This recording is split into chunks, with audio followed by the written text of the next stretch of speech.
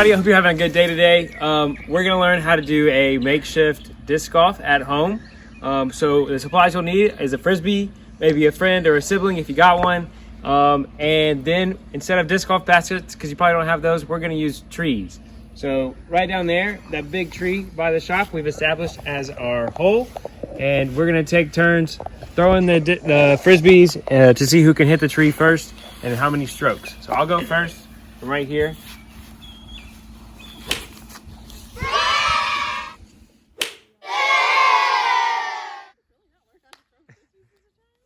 Go Misty, let's see that stroke.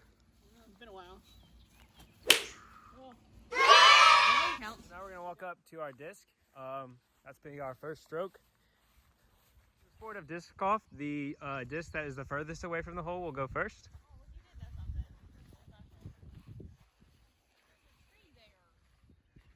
Watch out for the obstacles. Don't want to hit them. Ooh. All right, then Missy will go because she's the second or the furthest away.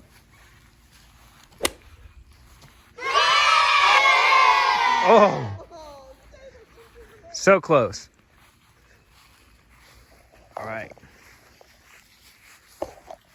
Now it's my turn because I'm the furthest away. I'm going to get this hole in 2 strokes.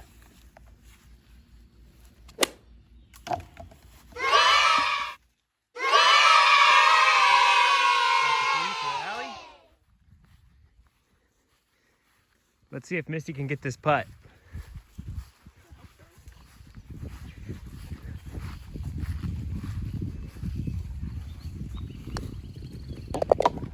Hooray!